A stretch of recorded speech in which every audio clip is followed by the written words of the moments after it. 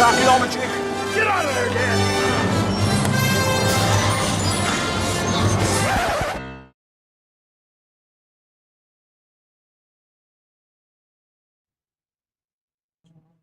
All right, I think we're both live. Yeah. We should be live. Yeah, I feel like wow, we're never not going to start a show like this. I was just thinking the first words of every single live stream are, I think we're live. I wonder if that's what ChatGPT says to itself. I was just thinking the first words of yeah, right. Sorry, I had to just mute my iPad over there, making sure I could hear us on Facebook. Oh man. Yeah, ChatGPT. So you heard the CRM Arc podcast about the AI write reports? That was Bill's topic that he brought to us. You know, some of the yeah. How can I put this? I mean, not to go on and on about that, but some of the complaints that are brought up are kind of you know, they're interesting, but considering the way that AI is being used in other places, I'm like, man, the horse is already out of the barn in some areas. Like I know who's it? Russell was pointing out, oh, it'll never be good other than it predicting what the next word is. But sometimes it's all you really need. Wow. Doug was pointing out, you just had a real big callback. Russell hasn't been on the show for like 8 years. Oh, not Russell. Doug. Yeah. Doug. Yeah. Yeah. Well, Doug was doing a real, he was being a real crotchety old man on that one. I got to tell you, because, you know, whether or not you like what it's going to do, it's going to get better. I mean, that's just how the world works. Yesterday, you know I just downloaded the new version of DaVinci Resolve for on 18, and it uses AI for noise reduction and for predictive closed captioning. That way, all you gotta, that way you don't have to do any correction anymore. It'll just do, and when you look at both of what it does in Resolve, you realize, how much better it is at certain things. And more importantly, I know Andrew was pointing out that, it seems like, if you were to paper with it, it seems to come out with stuff that isn't as good. But that's just a starting point. I don't even know if he was saying it wasn't as good. It's got the information. It just doesn't sound human sometimes, right? It doesn't sound like you. And that I get. But you just said, you're right. It is a starting point. You know what I started doing? I tried something. I saw an Instagram reel, I think it was, or something. Maybe it was a YouTube short or whatever it was. But this one guy was like, how to use ChatGPT to write a book. And he's like, first say, ChatGPT, give me 12 chapters of a book about this. And it gives you chapters. And then it says, give me an outline of the book using the chapters that you just gave me. And then it gives you an outline. And it says, okay, write a chapter based on the outline of chapter 1 from the list above. And I tried that with the topic. And I got some pretty damn good results. And I'm not going to exactly say what I was doing it on right now, because I may actually finish this thing. And then you obviously need to go back through it and say, okay, it may have got this wrong. I want to add these things to it. But my God, is it an amazing starting point, especially if it's a topic where, there's very few topics you could write about these days that are original ideas that you're having in your head. Not original ideas, I should say, but like original things that it's not on the internet. You know what I mean? A lot of books that you write, whether you like it or not, you're just putting information in a different way together in a different way than somebody else ever has. Oh, I know. But the information's still out there. God. Who was it? Oh God. If you listen to the Marquez Brownlee podcast, he was talking about how I think it was him or someone else was pointing out that they're already trying to write podcast descriptions in a way that it catches ChatGPT's attention. So theoretically driving traffic to their site. Nice. That's cool. Yeah. Well, just speaking of AI in general, have you heard, I know you listen to some of the podcasts on the APN. Have you heard any ads come through these podcasts in the last few weeks? Okay. So those are being inserted. Zencaster is has been our recording platform for, 4 years now, give or take.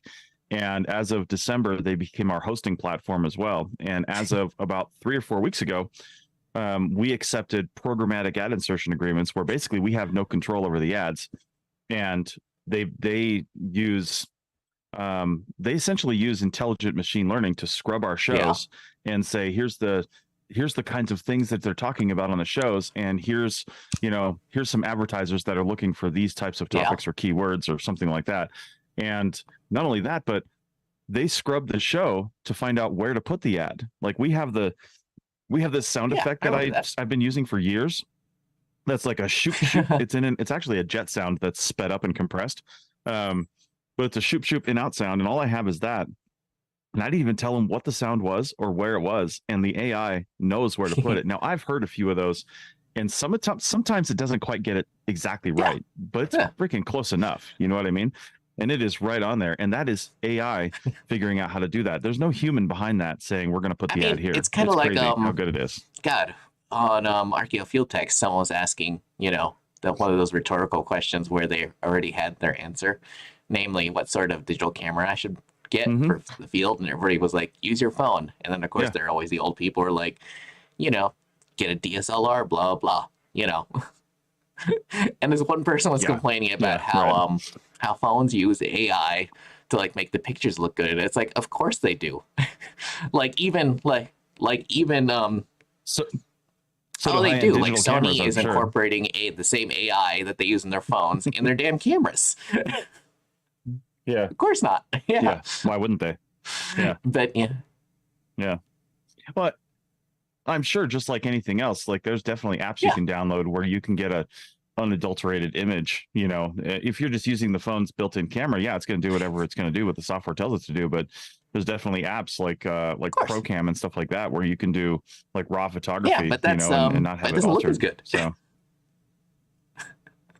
no, exactly. But, why would you do that? Like, this week I had to use ChatGPT for like a reason I did not expect at all. Like, it's been a very turbulent couple of weeks since we last talked. Like, we started talking about this yesterday off the air, but like, Yeah, I know. Well, it's springtime in archaeology. That's the crazy Things thing. are in flux. Like a couple of weeks ago, I mean, I'll start a couple of weeks ago for the people at home. Basically, my now former company, they've never not kept me busy. Basically, I'm like, well, as long as they keep sending me places, I'll keep going. That was always what I told people. And a couple of weeks ago, I do basically for the past month plus, I've had exactly 16 hours worth of work to pay for bills. And normally, that's rough. Normally, they're always like ahead. They're always like, yeah, we've got something lined up, blah, blah. But I wasn't getting any indications that I was ever going to be sent out any place anytime soon. So I was like, basically I start doing what I used to do in the olden days, which is get my resume going. And, oh my God, that was a trial. And then, update my, have I applied to this place, spreadsheet, which everyone should do. And then I just start, dashing off like little, 2-sentence, 3-sentence emails like, hey, here's my new email. If you got anything short coming up at the beginning of the season, keep me in mind. And a local company here, kept me in, wrote back, said, hey, we're super busy. We're definitely hiring. Call back, as soon as you can. Yeah. And so I just saw that and sat on the email for a week, hoping that, I kept texting my former company like, hey, is anything going to happen? And they're like, well, we don't really know. And finally I'm like, oh, go ahead. I mean, what wasn't it? It largely like weather and snow cover related reasons why they just it should be starting to melt pretty quickly. Which is why they're like, well, we don't know. But I'm also like, the dates were lining up where I'm like, God damn, I'm not going to be able to make rent at the end of the month. I got to do something. Yeah, for sure. So, so after confirming that they definitely didn't have anything for me this week, I finally called into this company and basically got myself hired. I'm like, wait a second, they're like, this is like last Friday. I'm like, I call in fully, because I've worked with this particular person before. Chris and I both know this person, although when this person was at a different company. And without even like, it's so strange because without even being prompted, this person launches into basically trying to sell me on joining this company, which is like one thing, that happens like, at other places. But the way this person's talking, I'm like, like, oh, we got great benefits, blah, blah, on. And I'm like, wait, because, I was originally expecting to have to be very strong with this person because before when I had been with this person at the beginning of the season, I told everyone, including this person, that, hey, I'm only here for like until things pick up at my former company. But now this person is like, oh yeah, come join us. And I'm like, wait, what are we talking about? He's like, yeah, I want you on staff. Like, on staff where? Yeah. Jeez. And the crazy part is that I'm not going to mention who, but someone I know literally just got a remote job, and he's got more experience than I do. And he was offered like a crazy amount of money, like close to $40 an hour, and he's almost fully remote and no master's degree. And he's an assistant project manager. Wow. And I'm like, Jesus Christ, is the market really that tight? I guess. Is there this new company, is their office still right down the street from you? Yeah. Did they move? So amazingly enough, they're near they're near another mutual friend of ours, Margot, on the other side of the airport. Yeah. Oh, yeah. Okay. Yeah, like, I know where that's at. Yeah. Yeah. But yeah, but anyway. Nice. That was a very long preamble. Oh, go ahead. Well, do you know if you're going to be going out on any field work soon, or is it other stuff? Yeah. Okay. Like Tuesday. But the thing is that I had never thought about leaving this company. It's a long story, but I've been around a long time, and other than working with you, a lot of companies, especially that first company where we both worked together, it just seemed like everybody was on their toes, and it was a lot of office politics, and you just always had to watch out. Yeah. Whereas with my former company, it was the first place I'd ever been where everybody wasn't just nice to your face. Everybody was just nice. And I felt like, I just felt comfortable there. I wasn't ever intending on leaving. That's good. So I basically could not found myself Tuesday because that's when everything happened. I signed the offer letter and everything, and I had to write my resignation letter, and I could not get it started because I didn't want to start it. So I had to use ChatGPT to start it. Yeah. And then, but obviously, like you said, it did not come up with it came up with something that was way too businesslike. And I'm like, man, that does not get across what I want to get across. But it got me started. Right. And all I had to do was basically just add in what I was really feeling. And, how because, I kept wanting this, because I kept typing the ChatGPT resignation letter for a place I really enjoyed working at and will be very sorry to leave. And it was just very generic. Yeah. And I just had to I just had to add in stuff. Just had to. Have you turned it in yet? Tuesday? Yeah. And then yesterday. Yeah, for sure. Go ahead. Well, I was just say, hopefully they don't, some companies get all butthurt around stuff like that, but if you understand field techs, if you ever were a field tech, you have to understand that, people have to pay their bills. People have to live their lives. And at some point, it's not under their control whether or not they have work for you guys, and they just don't right now. And that's something that they just have to recognize. And they're, unless they have a pile of money in the bank that they're willing to give you guys for doing nothing, or they're not willing to invent work or do something that, they have to stay profitable, because if they're just giving you guys money over the winter and then they have nothing, then there's no company to come back to in the spring. It's bankrupt, right? They're gone. Yeah. So I totally understand that, but they totally have to understand this too. And, maybe sometime in the future, you never know. I mean, even if you're getting on staff with this local company, and that might go well for a while, but then At some point, maybe it won't. At some point, their work might dry up, and they're going to be like, "Well, you're the low man on the totem pole, so we'll see you." You know, I mean, Well, that's the nothing's interesting permanent thing. and Like, guaranteed. I attended this week's staff meeting because my recitation wasn't effective until today. Yeah, and I got a very nice send off. Yeah. Oh, like, that's good. Yeah. So there's no. Oh no. So hopefully there's no hard feelings, and it's a mutual understanding.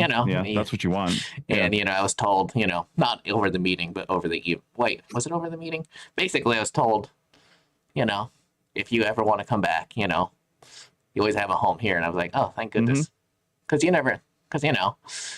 Nice. I was promised many things, but as we all know in CRM, sometimes promises don't always work. I know. I wish people in those positions wouldn't make so many promises and just be like, "Hey, it is what it is right now, and I'm not going to commit to anything in the future because you just simply can't." You know what I mean? I mean, unless you're working from some, even if you are working for some like corporate behemoth like Stantec or something like that, they're still gonna, at some point they're still gonna strip down their department if there just isn't work, for that. But you have more of a chance of there being work with a big company like that because they might be able to fly you around the country, to other projects and things like that, and just, say, hey, well, that was one of the promises. You can work here. But the smaller companies can't do that. Well, yeah, sure, but that also doesn't always work out because maybe the jobs aren't in other parts of the country either. They've already got people there. Because when I was it's not like I should point out to people at home. It's not like I wasn't working at all over the winter for my former company. I was in Santa Barbara. Yeah. And you realize that we were subcontracted to a different company, and over the winter when basically their staff people were getting 40 no matter what because they because I want to say it's one of those companies that has venture capital behind it. So one of the people was telling us, as long as I was at my computer ready to do something, I could charge 8 hours a day. So I could, could have my laptop next to me and just be watching TV all day. Yeah. I mean, it just had to be on. Nice. You couldn't just have it physically next to you, obviously. Right. You had to be able to respond at a moment's notice. Yeah. Oh. Yeah. I've seen a number of people talking about that in the new era of remote work where companies weren't too crazy about that in like the heart of COVID because they just didn't know how to do it yet and doing that. But as other companies have said, you know what, we're going to embrace remote working. Sure, they're doing that, but then some supervisors and managers are like, we've talked to some people in these RVing communities that say they have to have like a screen share thing going at all times, or even a camera on at all times so they can see you sitting in front of your computer and monitoring you. Yeah, it's crazy. It's crazy how some companies are. I don't understand why they have to do that too, because if you have output based work and you have a good sense of how long that output should take, it really shouldn't matter what somebody's work ethic is. I if I've got to talk to clients all day, then I need to be in front of my computer. That's a thing. But if I have a project to do that's writing based or coding or doing something, I should just be able to do that whenever I want. Well, as long the thing as I is that there's a lot of know? middle management who hate remote work because before it felt like they had something to do, but in reality, I think we're getting to a point where you don't need as much middle management because there isn't actually anything for them to do. Because obviously, you can just measure output without them. Yeah. And you can discipline people without them. Yeah. Yeah. Oh, I'm sure during the COVID era that some of those middle management positions but there's are gone still now. too many. I have no doubt. And more important, they're just not necessary. But did There's you hear still too about? many. Oh my God! I'm not sure if you checked out my story on Instagram, but basically there's a CEO in Utah who's very angry at remote work and was praising one remote worker who got rid of his dog to increase his commitment to the company. Yeah, and then he was saying that children, if you have to go pick up your children in the afternoon or bring them to soccer practice, that's too much of a commitment. That's not enough commitment to the company. And he was finding that, and he works for a computer company, which is amazing considering they're based in Utah. But basically, Yeah. You were pointing out that some on the Sierra Mark podcast that some coders basically just use building blocks and they put it in. Yeah. Well, he was saying that that's making the job too easy, and if people can just do that and use ChatGPT, that he was going to increase their quota by like 30 or 50 times until they were working the proper amount and hard enough, which basically means no pets, no children, and just like, you know, slaving away for the company. Yeah, and I'm like, that's nuts, dude. Who would want to work for you? Yeah. Like, honestly, if you like you're doing your I job know. and you found an efficient way to do your job, then why does it matter if you have pets or children? Like, what does he want? Does he want like slaves? Does he just want to pay them nothing? Because literally, if you increase their quota by like 50 times without increasing their pay, you're basically effectively lowering their pay a lot. You're basically saying, I think you should be paid nothing. Yeah.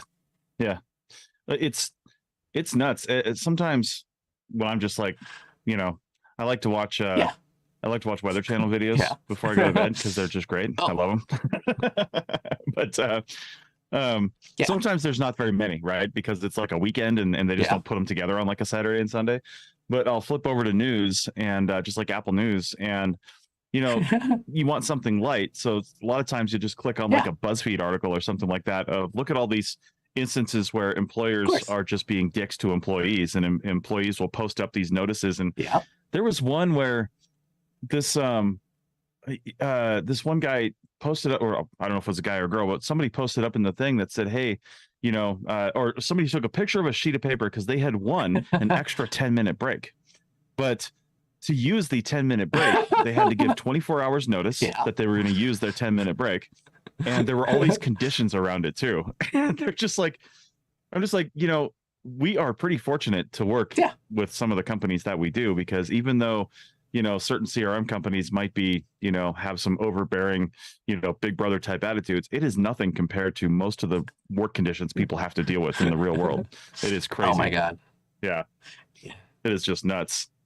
That's one of the reasons why I've stayed a contractor, because they can't really tell me what to do, but I have good output. I stay on time. I get my stuff done early and under budget. And, you know, I do that. Not that the company I'm working with is like that. They're actually super cool. And, you know, the people that work there, they have a lot of flexibility. You know, it really is output based. You know, they don't expect you to work 9 to 5. You typically do, because you're on client meetings and that's when they work.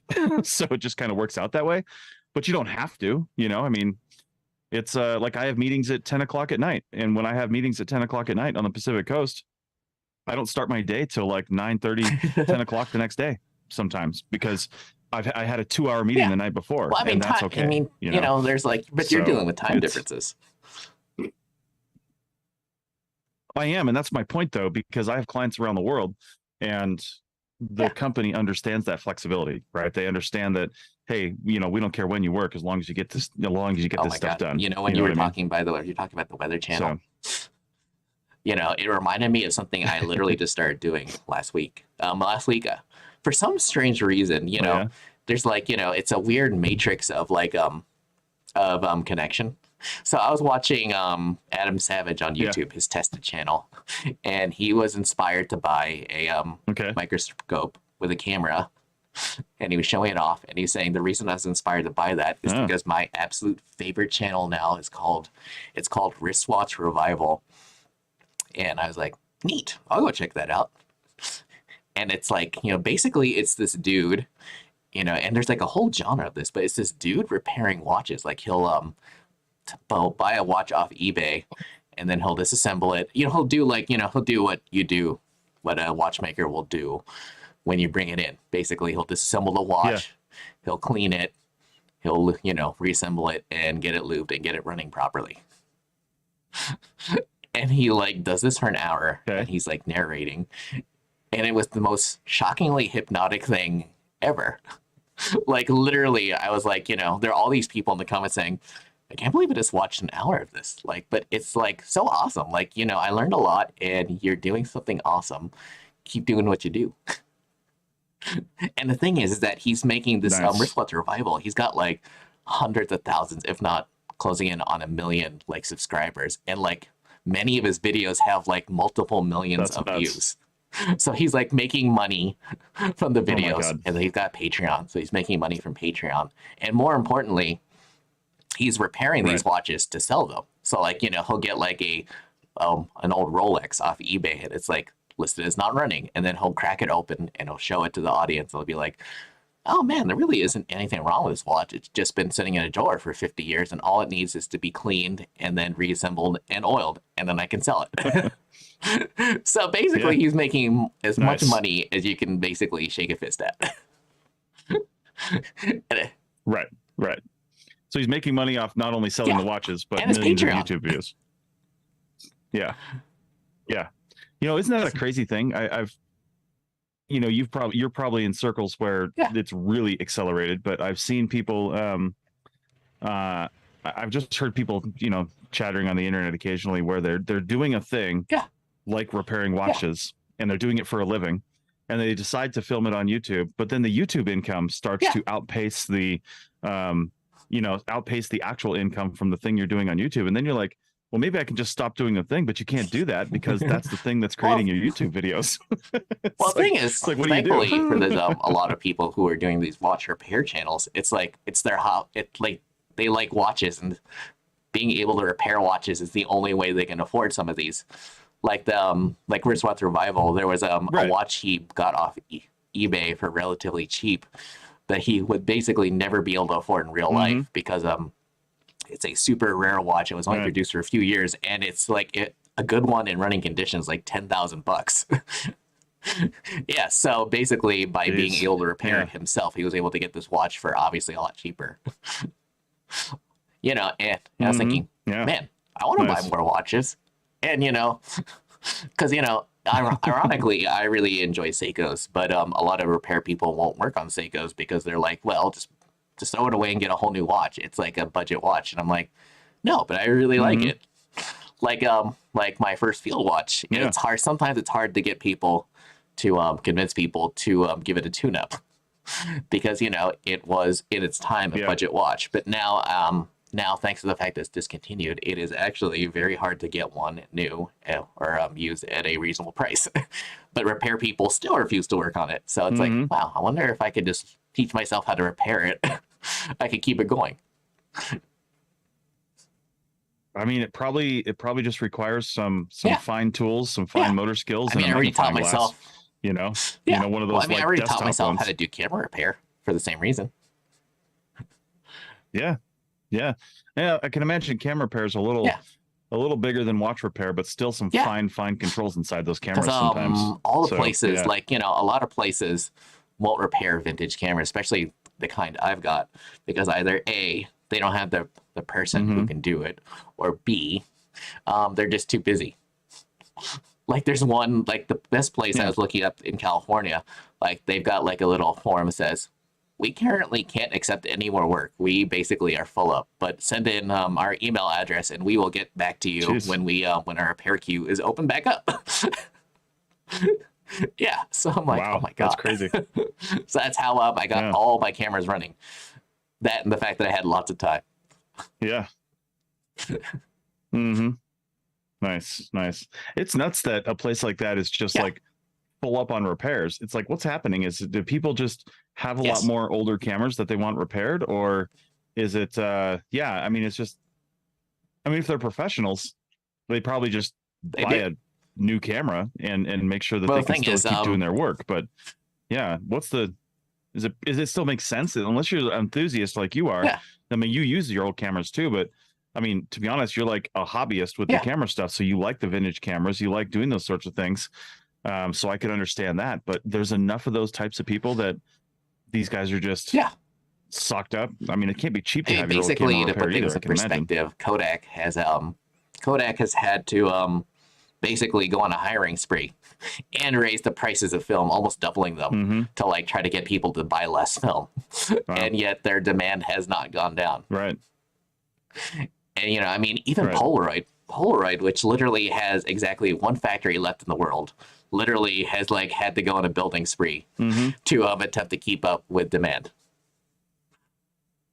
Oh, and speaking of YouTube and stuff, you know, one of the reasons I updated DaVinci to DaVinci 18 is because of the fact that I have started. Oh my god, you know, if my apartment would be slightly quieter at all hours, I could like get up. I could be editing 2 videos right now for my new channel, which hasn't launched yet, but it will at some point. But if you want to follow my Instagram, Space Analog Cowboy Film. Yeah.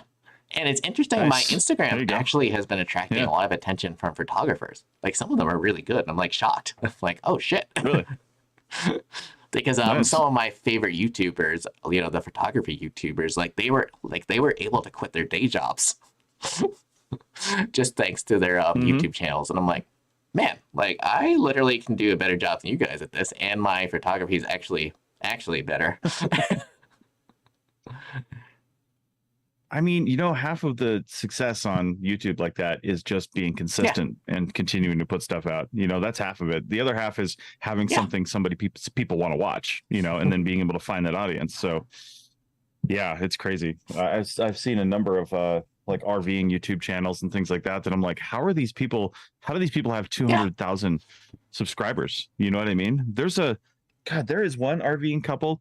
They just bought, well, I don't know if they just bought, but they, at some point in the last year or two, they upgraded their rig, and they've got just like this beautiful, probably $800,000 RV. And it's literally like a luxury RV. And it's really amazing. And I just, they came over my feed, and I don't even know if I follow them now, but they're reels, which mostly they do reels. They're not even like super great. It's just this luxury RV, and they've got this, most of them, the last like 10 or 15 reels where probably the husband filming the wife going through and doing some tour of some aspect of their RV with voiceover. She's not even using her own voice on the show. They do voiceover. So they're recording it and then editing it and then putting it up as a YouTube reel, or sorry, as an Instagram reel. They have over 500,000 subscribers and are getting like, you know, 15 to 20 million views on their reels, and no other RVer can even come close to those. And yet there's so many other RVing like Instagram channels that are way better. Where's your shorts? Where's your reels? What happened? I mean, I put up reels. I put up one right before the show, but it's not going to get more than probably a couple hundred views at best. Well, the thing about voiceover is the fact that I don't understand it eliminates a lot of the audio issues. That's like when I was doing my archaeology YouTube channel, and I still am, but you know, like the hardest part is the hardest part is audio in the field. It like just drives you insane, and like even with AI tools, it's hard. It's just a pain to correct them when you're editing them. I bet. Like that's the one thing, totally like that watch channel I was talking about. Like the thing that makes this guy so popular is the fact that his voiceover voice is it's very natural and calm. And like even though he's narrating something, you know, he's done, like it still sounds like you're following along with him, like he's talking as he's doing it, you know, even though obviously he's not, he's just narrating. Yeah. Sure. And obviously, you know, I want to point out to people, I would have more videos up if I was out doing more work, because the whole premise of my channel is that you're following me around as I'm going from job to job. Sure. You know, it's just thinking about, I just pulled up our Instagram account for Roadster Adventures, our just like RVing one. It's stupid when you look at the views, right? Like half of these videos for the last probably, you know, 15 videos or so, you know, they're in the hundreds. Some didn't even hit 100. One of them hit almost 500 from a few days ago. But then we've got this stupid one I put up last week of just this. It's when it's the first time, I don't know if you saw it, but it's the first time we've had to stretch out all 75 feet of our Starlink cable just to get a clear view of the sky, boondocking south of the Grand Canyon. And that stupid video got 1,200 views, which is pretty high for us. Yeah, and what's the formula? You know, I've got one right next to it with a pretty sunset. No one cares about that. There's a million sunsets. Like I bet I bet a video of you like emptying the gray tanks or the black tanks would get like more views than that sunset photo. I would be willing to bet I'd be willing to bet a pizza next time I see you. Like I'll buy you a pizza if you do that and put it on Instagram and get more views. Right. Let me see Let me see. Can I do all time for my insights on here? That's what I want. It depends if it's a business. Things, if it's a business account, if you're verified on Instagram. It's not verified, but it is a business account. Those are two separate things, actually. Yeah, because we're on the business side, but I just want to see. Let's see, last 2 years, and then filter by views. Oh, it's already filtering by views. Yeah, our highest number of views on an Instagram reel is this stupid reel that I did where we're at Canyons of the Craters of the Moon National Monument up in Idaho, and I'm making a coffee, and so the camera is like on the coffee as it's coming out of the espresso machine. I grab it, I show myself putting my shoes on, and then I walk out the door, and I've got my coffee, and I go out to the clam in the back of the RV. I unzip it, sit down, and put my computer in front of me, and I titled it "Morning Commute." It's got 22,000 views. It's stupid. It might be stupid, but do you want views, stupid. Or do you want to put stuff that's intellectually correct to you? But here's the thing. I want to put up stuff that's just, entertaining sometimes and mildly informative other times. But the point I'm trying to make is I don't know what the formula is. There's no special hashtags on that one. There's no special anything. It's just that's what it is. You know what I mean? Now, it may be the sound that we used. I don't know. Because it was one of those like trending sounds or something like that. So that probably helped get it in. But it's just, what's the formula for that? It's almost like you could put anything you want up as long as you've got the right sound and hashtags. It's going to find people, which whether they like it or not, if they even watch it for a half a second, that's success as far as Instagram's concerned. If they stop scrolling for just like a couple seconds, that's it. You get a view. Well, I mean, for RV life, so I mean, Instagram suggests reels here and there, and it's just like, you just want to see a day in the life. I mean, a pretty sunset isn't a day in the life, but you making your coffee is. Well, I mean, it is though, because we lived in Mexico 2 years. For 2 years. It's like, where are you earning from? So, I know, not 2 years, 2 months, but we saw pretty sunsets every single day. So we had a lot of sunsets featured in our reels and stories. Before I forget, posts, let's see. Some of the viewers might want to know how you're, because you were talking about your birthday in the last live stream. How'd that go? It was actually really good. We got up at, first off, that first half of the week, my birthday's on a Wednesday, and Sunday we got up to this boondocking spot on U.S. Forest Service land just south of the Grand Canyon. And it was a pretty great little spot, except that's the place where, the trees were just so tall right there next to the RV. We had to literally stretch out the Starlink cord just to get anything, because I still had to do some work that week. But we took the week off mostly, but we still had to stay connected. But on Tuesday we went out to the Grand Canyon, and we did like a driving tour on Tuesday. We did a little bit of hiking, but just walking around the visitor center and stuff there. But we wanted to go drive out to the east end, and we hadn't done that in like 15 years, and see some stuff. So it was mostly a driving day. But Wednesday morning we got up at 4:30, left the RV by about a little after 5 a.m. and we got out to the South Rim, a nice little viewpoint off the South Rim. If anybody knows the South Rim at all, it's by the Yavapai Geology Center. It was a really great little place. But for sunrise, there was about probably 10 other people out there, and a couple of the other points that were closer to the visitor center had a lot more people there. So we were a little farther out, and so there was fewer people. But it was also middle of April. It's not exactly high time at the Grand Canyon. There's a lot of people there, but not nearly as many as like in the summertime. Now's a good time to go. They call it the shoulder seasons, right? Spring and fall, when people aren't traveling very much. And it's, to be honest, it seems like it's mostly foreign travelers. I don't know what kind of vacation they get, but you hear a lot of foreign accents this time of year, because they're the ones that are traveling to our national parks at that time for whatever reason. I know, right? Yeah.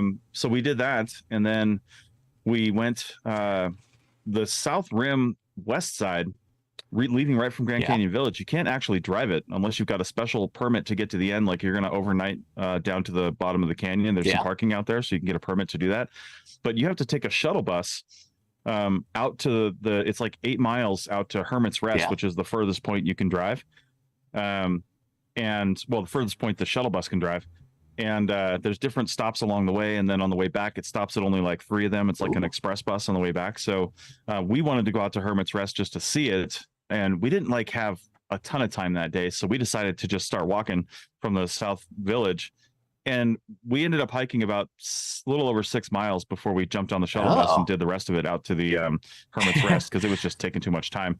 But it was beautiful. We saw like maybe 2 people tops that whole time, because nobody was out doing that hike that early in the morning, because we started it right after sunrise, which was at like 6 a.m. So by like 6:20, we were hiking on the Grand Canyon, and it was just, I don't know, it was amazing. It was beautiful. All the viewpoints that we would stop out at, literally nobody there. So there wasn't some tech bro on like his one wheel. I've never seen that before. Anything going around? No, there wasn't. Yeah. You actually couldn't have well, you could bike the road, but you weren't allowed to like have wheeled vehicles unless it's like a wheelchair or something like that on the trail, because most of that South Rim Trail is actually paved.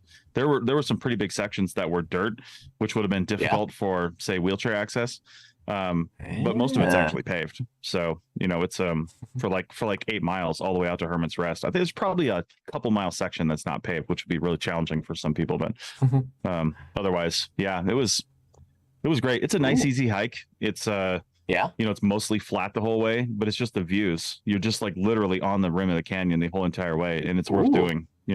Just it's fun.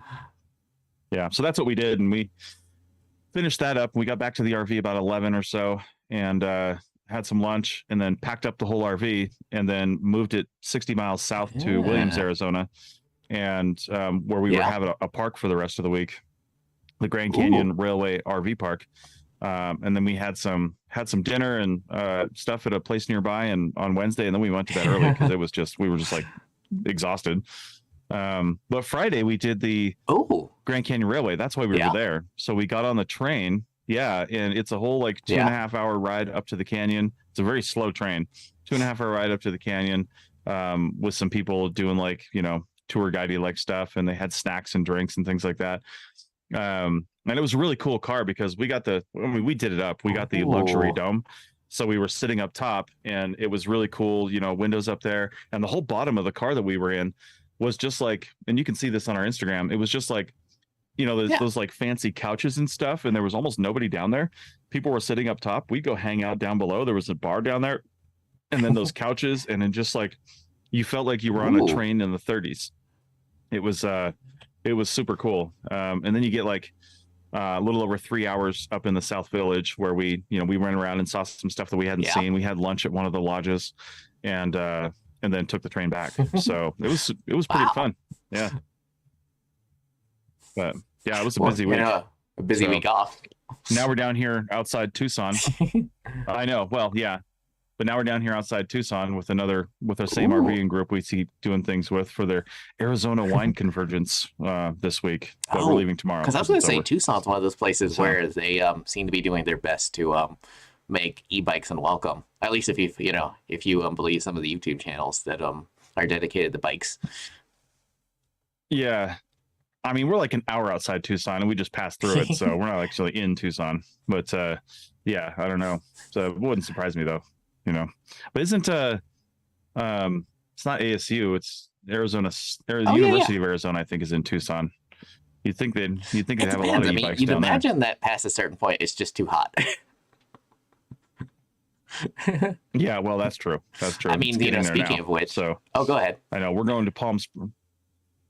Yeah, I was just say we're going to Palm Springs tomorrow, California, and we'll be there for 2 weeks, and it's in the mid to upper 90s there this whole next week. I'm like, oh my God, we haven't seen that kind of weather since last year. But thankfully you have more air conditioning units this time around. Yeah.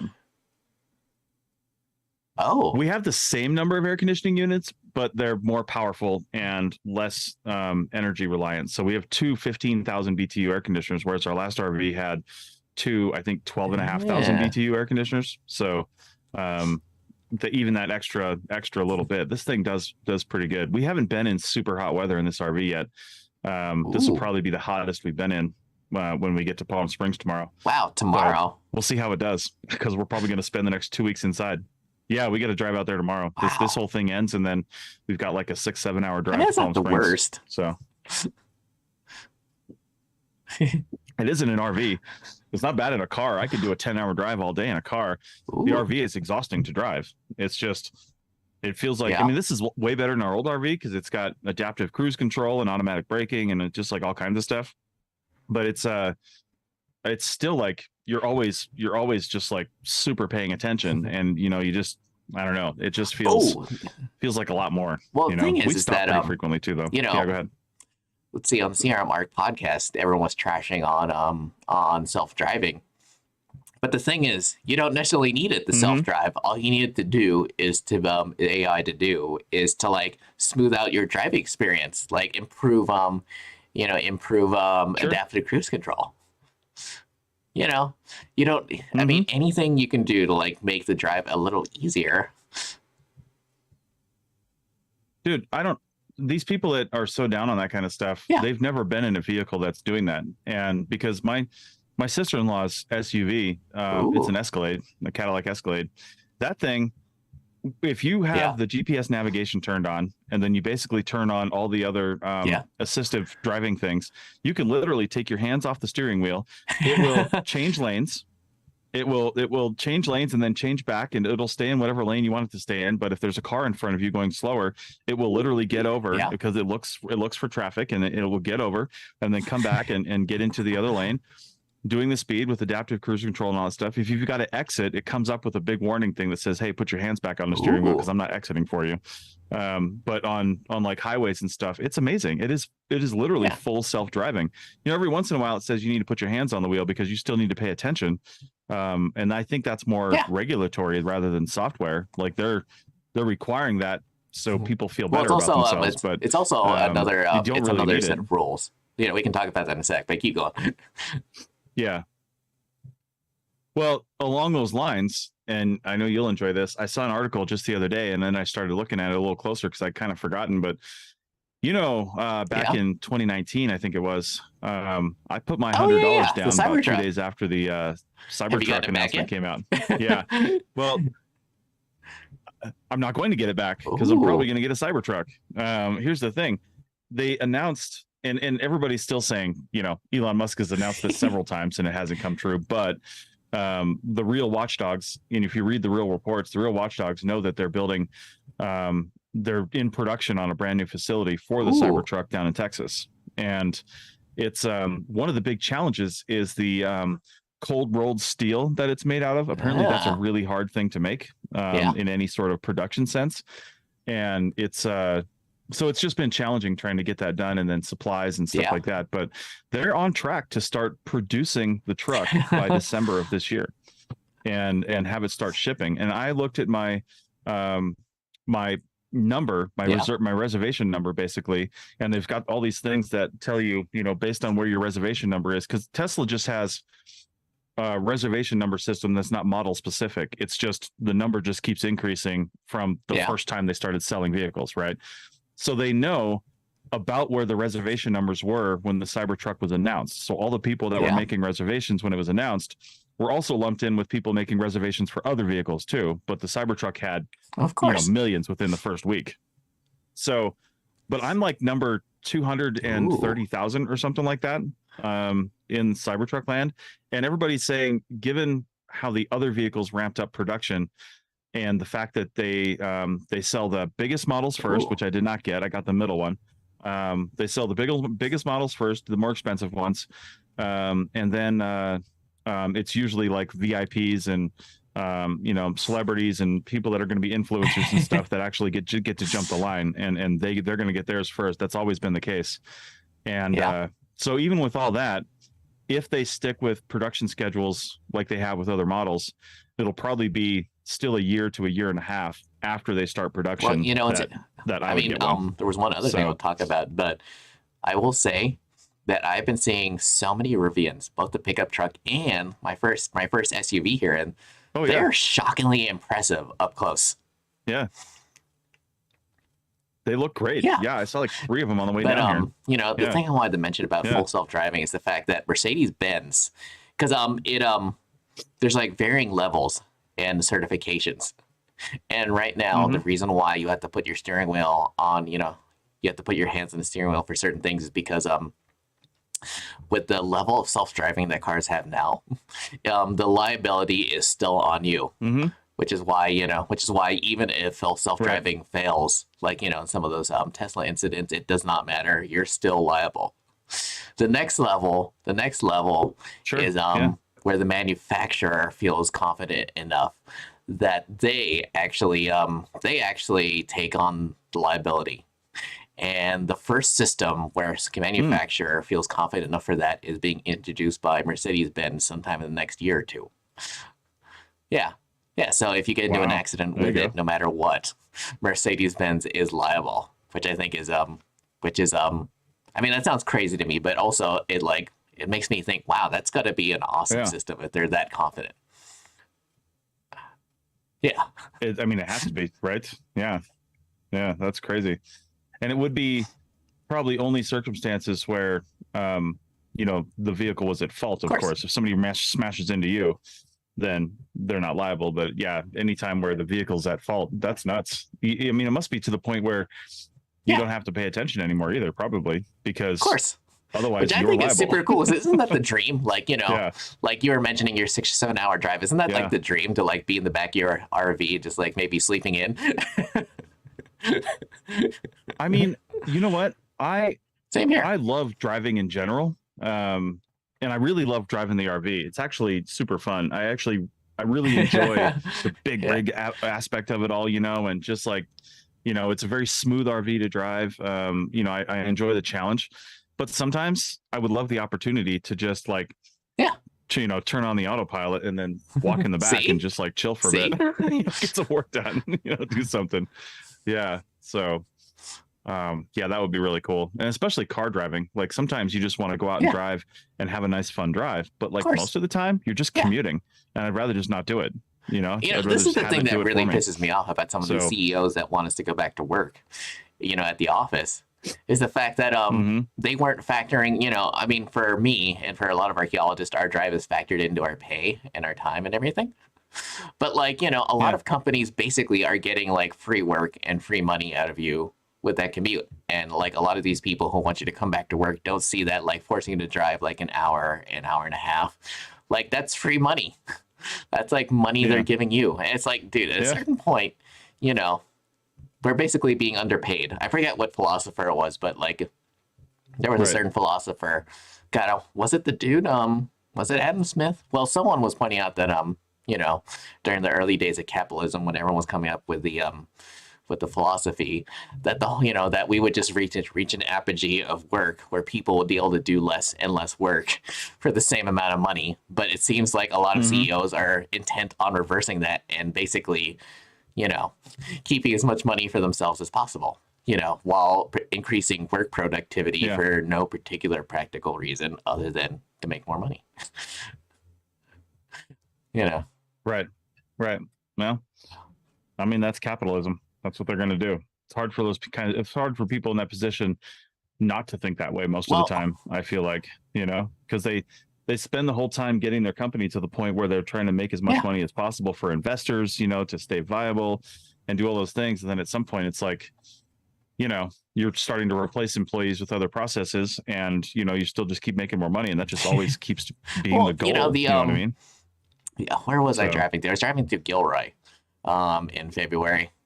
And there was a Carnegie library there, and for people who don't know who Andrew Carnegie is, he's one of the early what they would call robber barons who made his billions. Like even then it was like billions of dollars, with unethical business practice and stuff. But at the end, he was basically trying to get back as much as possible by building these libraries all over the place. And then there's always that famous story where Henry Ford increase the base wage of his employees, even though the production line made their work easier.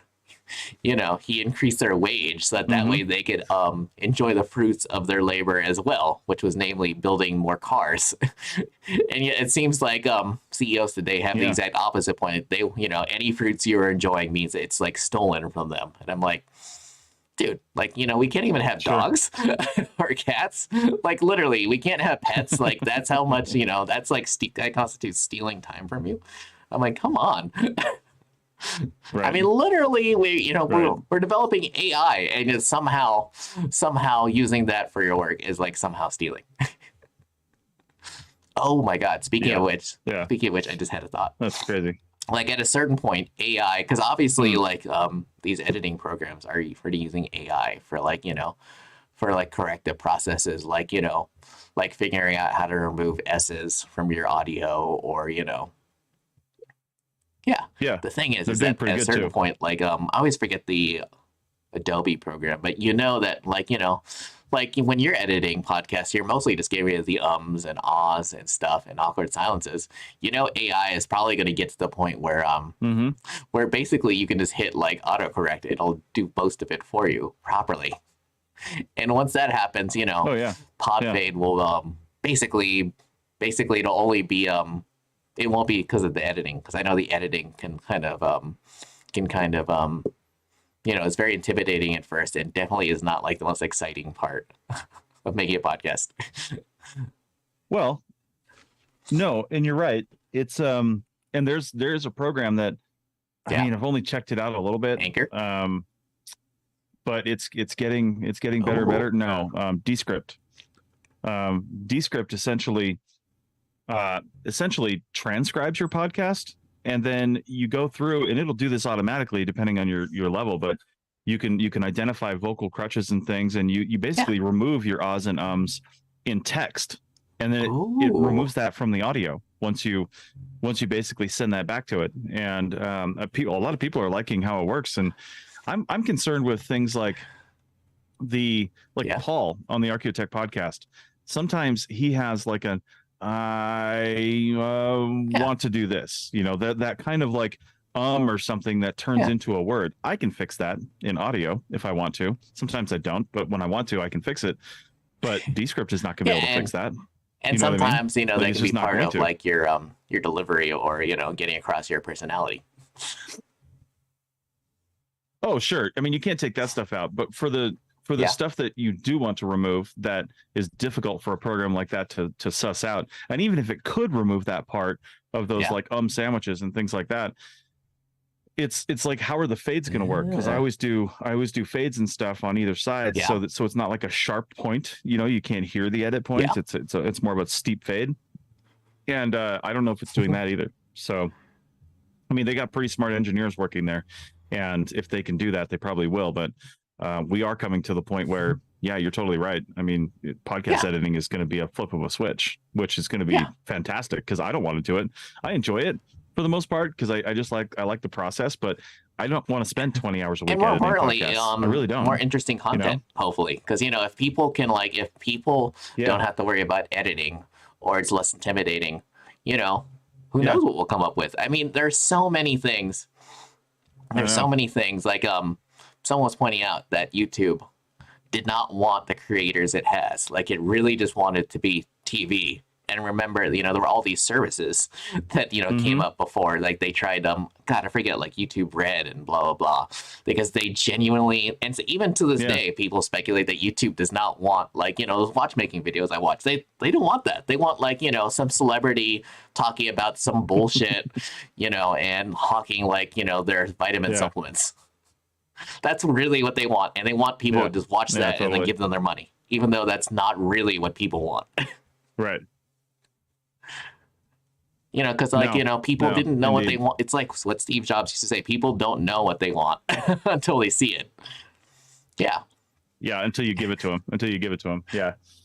I love that quote from him. He's totally right too. Oh yeah. But all right, man, we got to start wrapping up here, because we gotta run. We've got another thing starting here in a few minutes. So it's kind of the last day, and there's a bunch of stuff going on today. Fun? So we're gonna go off and do that. Yeah, it's a whole potluck thing. Rachel's finishing up a breakfast that we're making. So the potluck thing's starting in about 15 minutes, where everybody brings like a little dish. Yeah, that's pretty cool. We're bringing a breakfast casserole that her mom makes every Christmas. So yeah, it's a good thing. You had to mix it up the night before and then bake it in the morning. But yeah, that's pretty good. So looking forward to seeing what's out there. And then we're going to probably do some wine tasting this afternoon, since it's the last day. And we might drive over to Tombstone. It's only about 35 minutes away. Tombstone, Arizona. I've never been there. I've heard it's worse than Virginia City as far as tourism goes. Well, I mean, why not? You've been to Yuma. But be fun to see. I know, right? Yeah, it'll be fun to see at least once. And then we've got some more. They've got like live music and food trucks and stuff coming this evening. So obviously there's the obvious. Yeah. Anything interesting coming up on the APN this week? Yeah, lots of stuff. We just did an Archaeotech interview with two people that edited the last Advances in Archaeological Practice on basically digital data and what we do with it. And we had a pretty fun discussion. All three of us were pretty passionate about, data standards and things like that coming out. That might be coming out this week if I can't get my act together for another episode that I want to put together. If I can get this other thing done, then that's going to come out on Thursday, and then these guys will be the episode after that. But we'll see. Aside from that, I haven't really looked too closely, to be honest with you. There's Life in Ruins has an episode coming out Monday that Rachel edited. That is, they had two people on that are essentially content creators. That's what they do for like anthropology and heritage, type stuff. And I'm actually looking forward to listening to that because it sounds interesting. But anyway, there's a number of episodes coming out. I can't think of anything else. I have to look at the schedule. Oh, and for people at home, see, I'm on 10-4 schedules these days, so I probably be at least a couple of weeks. Yeah, for sure. Yeah, for sure. Yeah. All right. Cool, man. Thanks. Well, good luck going in the field this week. And we'll see you. We'll see you next time. We'll probably be able to do live stream next week since we're going to be in Palm Springs. I mean, I'm going down tourist, so and it's going to be 100 degrees, so not going. Yeah, so there's no telling what. So next weekend, obviously, there's no telling what my what things are going to be like. Sure. Yeah. Nice. All right. Yeah. Well, good luck with that one. We'll see what happens. Bye, everyone. All right. Bye.